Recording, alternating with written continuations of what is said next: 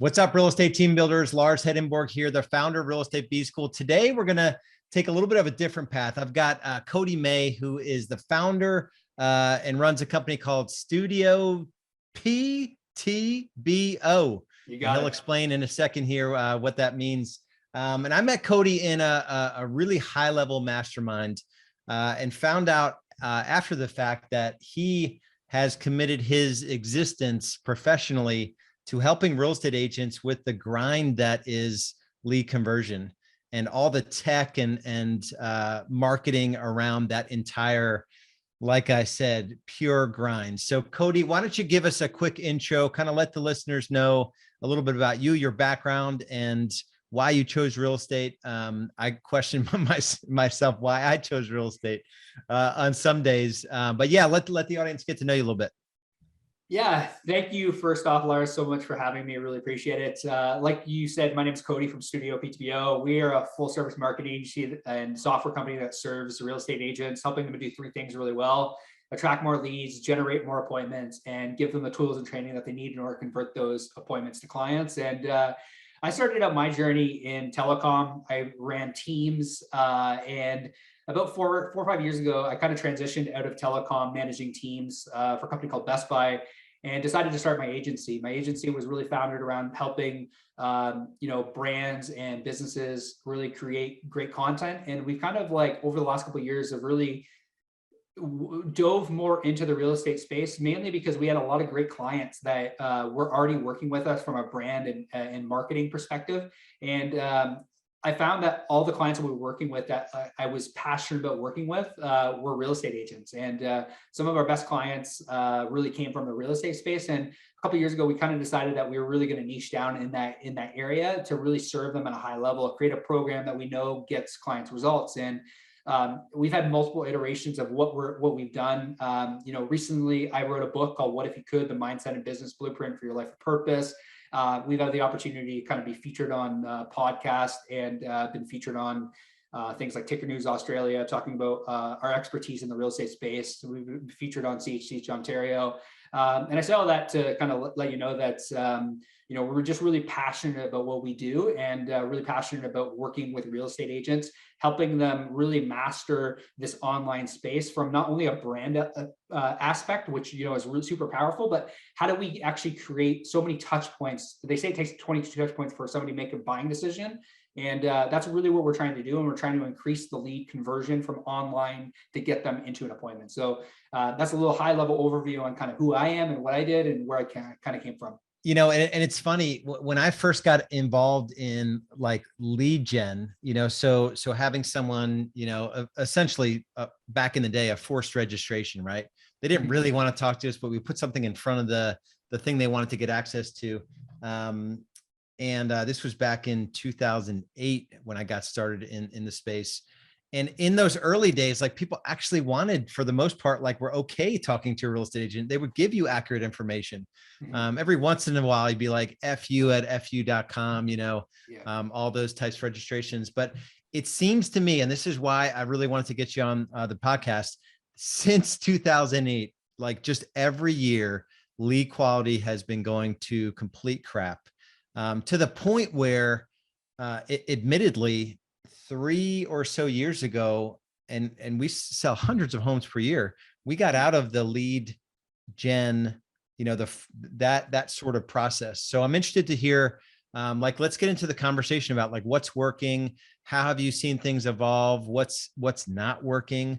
I've got coaching clients who, do a 2 to 3x return on paid lead, home search leads. And then I've got guys doing 10 to 13% on, pay-per-click and realtor.com leads. So get into lead gen types. What have you seen and what's working? Well, I think that the biggest large scale conversation is everything works. It just takes time and volume. And that's something that I really believe. And that's something I see with a lot of their clients that really excel in real estate online leads. Like it takes, like, just like if you were to do open houses, or you were to do work your sphere of influence, or you were to door knock, or you're a cold call, there are people that are really good at cold calling and there's people that aren't really good at cold calling. So I think that there's an element of like professionalism, like actually being good at doing, like actually converting online leads to clients and having conversations and having those meaningful conversations, I think is one element to the fact that, like you mentioned, even yourself, there are people that, that close at 10 to 20%. There's people that close at 1%. So I think that the conversation becomes is like, how good are you at selling yourself? So I think that there's so many different online lead gen sources, and it's like, if like we essentially run ads on every single platform, depending on where the client decides to advertise, whether it be Facebook, it could be Instagram, TikTok. In larger metropolises is something that we're beta testing for a lot of our clients right now. Google, YouTube. It's really about building a list. I think that fundamentally, I think that we can all get onto an agreement that we need to build a list, whether that list be sphere of influence, whether that list be past clients, whether you purchase that list. I think that there's power in actually owning the data. So I think like when we're talking about lead generation, I think it's important that we start with the fundamentals and the fundamental conversation of like, there's currency in owning name, email address, and phone number. Because if your account ever gets shut down, like if you're solely reliant on like your Facebook personal profile or your Instagram profile, if that ever goes down, like how do you continue a conversation, or how do you continue building a relationship with people? And I think how you get there is different for everyone. Some people get really great results on TikTok. Some people get really great results on YouTube. But I think that there's the conversation of like creative, like, and you understand this, you're a marketing guy. There's the creative, there's the copy, and then there's the targeting, and putting all those things together well, and actually then being able to have a conversation, like a really good, meaningful conversation, is a part of the challenge that I think a lot of people have with online leads. Because for the most part, like we do a lot of the front end legwork. Like, it can take 22 times before you even reach somebody. So we do a lot of that work on the front end, so that by the time the lead actually gets to the client, they're ready to have that conversation. So I think that what I've seen with online lead generation is like, it works. It's just like you really do need an inside sales agent, or you need somebody on the front end that is dialing people in order to get them on the phone with you. I think it's the front end lead gen. It works. It's just like you probably have done this before as well yourself, like where you opt into something and then you get busy and then you forget about the thing that you opted into. Maybe it's really great. Maybe they give you a free course, but you haven't gone through the course because we get busy, and over time, we don't take action on the thing that we were originally going to take action on. So I think that fundamentally the conversation is everything works. It's just a matter of finding the thing that actually works for you, if that makes sense. Yeah. So let's break it down a little bit. So, maybe it's not the leads that are getting worse. It's just the follow-up systems required to convert the leads have had to change as the world has gotten noisier. So what does it look like? Let's break down. Is it text, email? Is it video sequences? Is it just phone calls, or a combination of all of it? Let's break down like a common lead source that's working well across all of your clients, and then break down what a follow-up sequence will look like, and how many touches are you seeing before a lead agrees to a virtual consultation, or what's your process look like? Yeah, great question. So like, generally what will happen is we'll run ads on every single platform, like Facebook, Instagram, Google, YouTube. And then fundamentally what we'll do after that is we will get them to email and text sequences. So like there'll be email text sequences, there'll be chat bots, there'll be dialing that'll happen. It's like fundamentally everything works. It's just a matter of like, doing it all. Like, and I think ultimately the biggest thing is the actual calling. I think that calling fundamentally is going to be the thing that's going to get you the best results and actually result in the best possible solution. Fundamentally, like so the lead comes in from the platform, Facebook, Instagram, Google, YouTube. They come in from the platform, they go through email and text responses in order to elicit a response.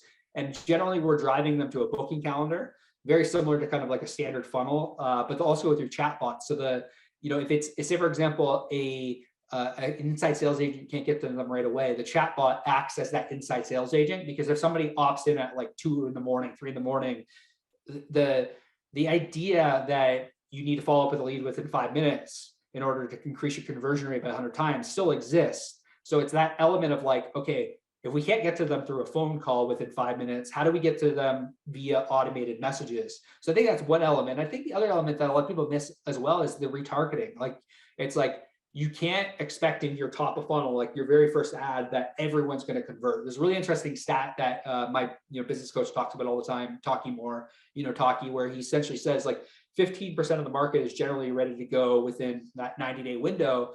But where people miss out is the 35% of the market that needs to be nurtured over a 6 to 18 month window. So it's like that initial email, that initial text message on a really high ticket purchase isn't going to be necessarily the thing that is going to convert them right away. It's like, I think it was NAR who said that 50% of people found their realtor online. Don't quote me on that, but like the stat was really high.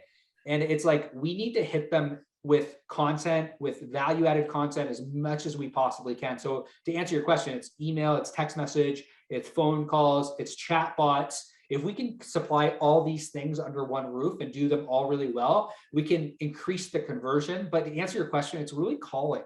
Like, calling is the big thing that actually, if we can live transfer the lead directly to the agent and they can start that meaningful conversation then and there, then they can actually then begin the education process, because a lot of people just aren't educated on the home buying process. So we can just get the lead in front of the person. That at the end of the day is what we see to be the best result up front. But on the back end, where we create the best result is that retargeting, getting that value added content, those video testimonials in front of people and put them back into the email text drip campaign. So it's kind of like it's a large, like if you were to kind of see a diagram, the diagram would be like, oh, it's like you got to throw everything at them. And that's really the case with online lead gen. You need to throw everything at them.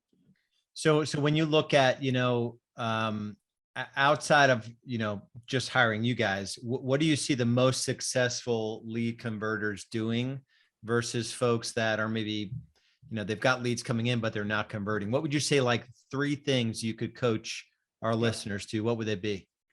Hire an appointment setter. So like hire somebody that just solely dials your leads. Like I have a really good friend, Sharon Travatsa, who is in, he's really well known in the real estate industry. He, preaches to all of his people, like with circle prospecting, like, and with all of his like people that he coaches, hire an appointment center. That would be the big thing I would say is like, you need somebody that is like, if you want to convert leads, you need somebody that is dedicated towards dialing your leads. That'd be the first thing I would say. The second thing I would say is like, if you're getting a lot of bad contact information, or you're getting a lot of, you're getting like, if you're not converting, then look at changing out the ads. That would be the second thing I would say. Maybe it's adding a question to the form. Maybe it's, because like the more questions you add to the form, the more that you spend for the lead, but the higher quality the lead may be. So generally what will happen is like, a lot of people will just run standard lead forms where it's like, if I can get a baseline where I'm seeing like a $5 cost per lead, what happens if I just add a couple questions form to get a higher intent lead? Like actually, like I think that where people struggle with online lead gen is they don't optimize anything. They just let it run and they like, it's like, sure, you're going to get a ton of leads, but maybe like, but you can't always follow up with all these leads. So let's add extra questions to the form that actually creates the higher quality lead, or change or optimize more, or change to a lead conversion. If you're running Facebook ads, for example, change from like a lot of people will run like more quantity where you can run higher intent on Facebook. So maybe it's changing it from more volume to higher intent. Maybe it's you're just doing it yourself. So it's changing the lead form. And the third thing is be omnipresent and don't just run ads on one platform. Like if Facebook's not working for you, go to Google, go to YouTube, learn how to run TikTok ads. Like, if you're in a metropolis right now, you should definitely be running TikTok ads, because like everyone and their mother is on TikTok. I know tons of realtors that are getting business off of TikTok. So, I'd be looking at where is the intention and where can I allocate dollars towards, maybe a different platform. Like, for example, like we still run ads for a lot of our clients on Facebook, but we were getting higher quality leads in the area on TikTok. So we shut off Facebook ads and we're only running Google and YouTube and TikTok. So maybe that's the solution for you. And whatever the solution may be, I would say just like audit the thing you're doing, but it's going to take time and volume. The person that we were working with on Facebook who decided to shut off Facebook, they were running Facebook, Instagram, Google, YouTube, TikTok. They were running all of them. And then we took a look at over time and volume. We took a look at what was converting, what wasn't converting. And we found that TikTok was converting at a higher rate than Facebook was. And does that necessarily mean that Facebook doesn't work? No, it just means maybe the buying cycle for Facebook is a little bit longer because it's more interrupted and it's not getting us the type of leads that we want. And maybe it's a little bit more saturated. So maybe we need to just go to a different channel. But those are the three things I would say. And so let's break down one of the platforms. And I joke with my kids all the time. So I'm 48 years old. I've got an 11-year-old and a 14-year-old. And I barely dip my toe into TikTok. And this is for the coaching business. And I'm just like, I don't know. I don't get it. Like, I consume TikTok because sometimes I let my kids have screen time and I've got to go in there and you could just be in there for like 45 minutes. You're like, man, that was an awful waste of my time. But I may just be a little bit more of a crotchety sort of old gen type thinker. But let's break down TikTok as a platform. So if you're like, I just assume that you have to be like in the platform and have like a whole bunch of stuff created already, or do you start from scratch? Or let's break it down a little bit, given your expertise, what it looks like. I have a client that hardly posts any content on TikTok, and we're running TikTok ads. We kind of gave them a script on what would actually work and what we thought wouldn't work. So we tested a bunch of different types of creative. We found the winning creative, and now we're getting $8 to $9 leads. Like you don't need to have an active TikTok account in order to run TikTok ads, because the TikTok actual ad account, like if you want to actually run ads and run lead gen based ads, like you're not even running it from the page. Like it's very different than Facebook. Oh, you're not actually running okay. from the page. You're just running an ad. So if the ad is really good and it performs and it actually gets people to click through and give you their name, their email address and phone number, it's another way to really build your database. And that's really what we preach is like, it's just another source to get the data off of TikTok. Because like if I could pay $8 and own that lead until they actually decide they want to opt out, or if I can keep providing them value, I have, I could spend $8 and potentially close, a $500,000 house. Like it's like that there's massive amount of value in that. But yeah, like to answer your question, you don't have to have an active TikTok account in order to run TikTok ads. Will it help? Could you go viral on TikTok? Like, would I recommend it? 100%. I would recommend every real estate agent to run, to actually invest back even into creating content on TikTok, because like I said, I know people that have done multiple deals off of TikTok organic content. So I'm very bullish on TikTok. I think that, we won't even be having this conversation in 2 years. I think in 2 years, everyone, just like what happened with Facebook, I don't think there's anyone that negates the fact that Facebook works. Now it's like, Facebook is aged up, and TikTok is slowly aging up. And TikTok was one of those platforms very early on where, like you said, it's like you went on the platform because your kids were on the platform. And I think that was the thing that we're going to continue to see over the next couple of years. Like, I think that if we were to look at 5 platforms for advertising right now, that were high in value, it'd be TikTok, it'd be Instagram, Facebook, YouTube, and Google. I would say those are the 5 that we're really focused on for our clients. And those are the 5 that, if you're going to run ads, I would test on all 5 of those platforms and see what gets you the largest return on your investment. It's interesting the order you said those. Is that the order that you think there's the most opportunity given the life cycle of the platform?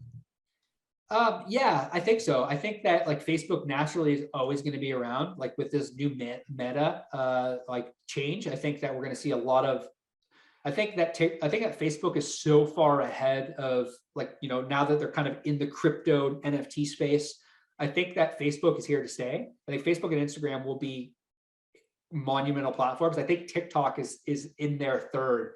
And the reason I say that is because they're all search-based, they're all interrupted-based marketing, where Google and YouTube is still more search-based content. So it's you're still only grabbing a certain element of the marketplace, where it's with Facebook and Instagram, I can still get to the end consumer before they're even necessarily thinking about buying or selling real estate.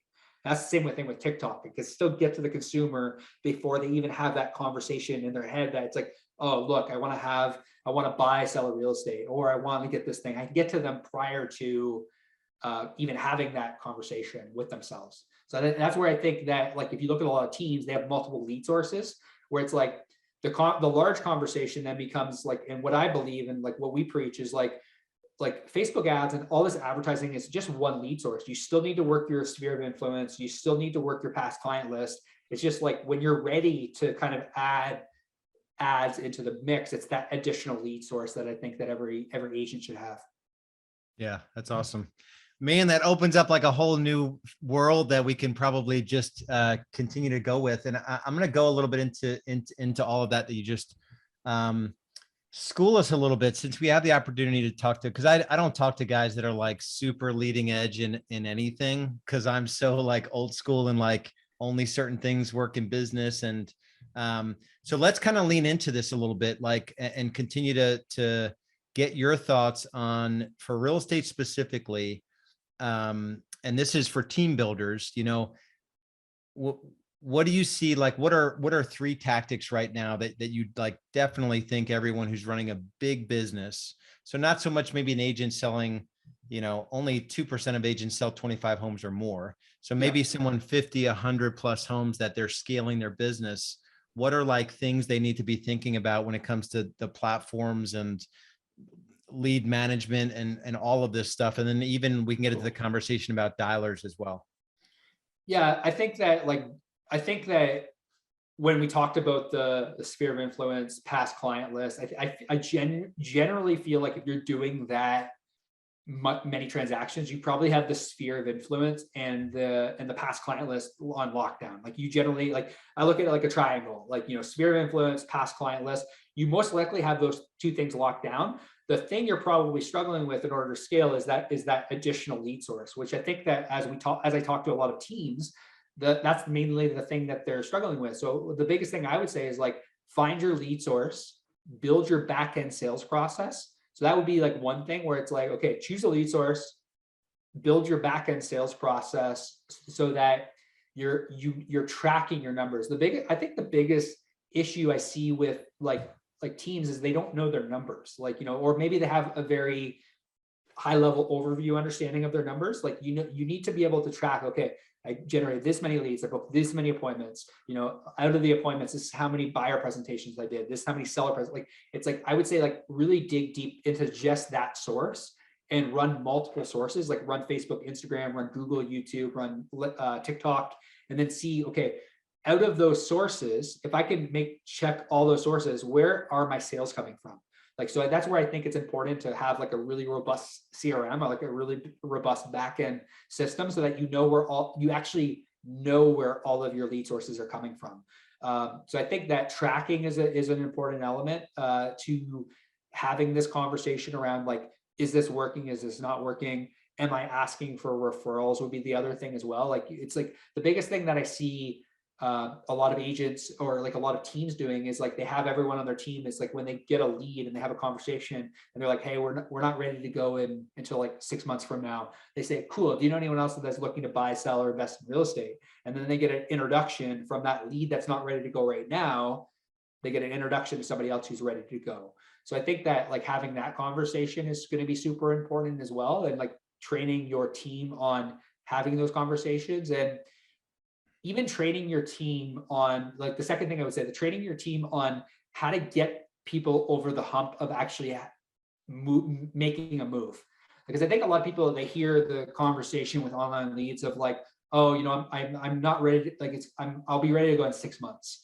Well, it's like, in all actuality, if you like, do you want to move into that home in 6 months, or are you looking to start looking in 6 months? Because if you want to move in 6 months, we need to start looking now. And we need to have that educational conversation where it's like, okay, let's sit down, let's have a conversation. You know, it's like, and it's like having and auditing your team's like sales presentations, I think, is the other thing. It's like, I audit everyone on my team's presentations. You know, we record our calls, you know, we review our presentations, we review our initial meetings, I review our call centers. So I think, like, you know, with a team, they really need to review.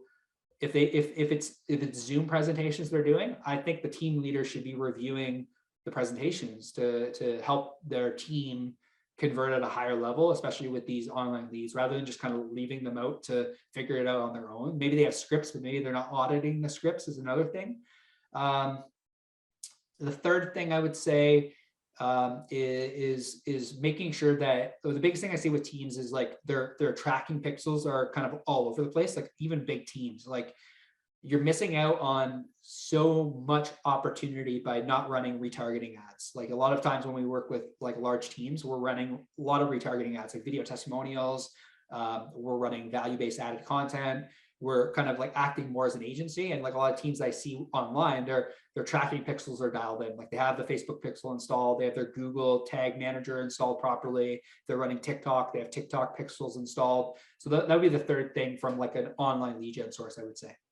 Awesome. And I wanted to make sure you guys didn't miss it just by adding at the end of every conversation, hey, Cody, before I let you go, like, who do you know that's looking that wants to buy, sell, or invest in real estate, now or today, or that I can call today? That if you multiply that and you're running a team and you're running a business and even your administrators having conversations with clients as they're under contract and them being responsible for asking that question, that'll add an additional deal or two per month per agent just easily, by getting in the habit. And even like you're checking out you're getting your dry cleaning, which you shouldn't be doing if you're highly leveraged, but let's say you are, you got to ask the person that's checking you out of the dry cleaner, hey, before I run out of here, do you know anyone looking to bet, or who do you know rather? So they have to give you a specific name. That's really, really good. All right. So we've got a few more minutes here. Talk about, you talked about all the text, email, follow-up sequences, retargeting yet. And we found this as well, phone calls, there's nothing, that can change, as much as, so I've pivoted into EXP and I've had 7-8 years of marketing behind Real Estate B School. And as much as I would love for everyone to just reach out to me and join EXP, it just doesn't work that way. And so this morning I called 5 folks and I had 2 conversations and set 2 appointments, but I will spend 50 hours a week trying to market my way to get those conversations, but I know they've had the impressions and all of that stuff. But talk about organizing phone numbers, lead follow-up, dialers, and all of that. What have you seen there? Yeah, so we use like our own software, and really at the end of the day, like it just comes like when we're having CRM conversations, like you need to work your CRM. Like the best CRM is the CRM you use, and you've probably heard this before, whether it be Isaac, whether it be Follow Up Boss, whether it be KV Core.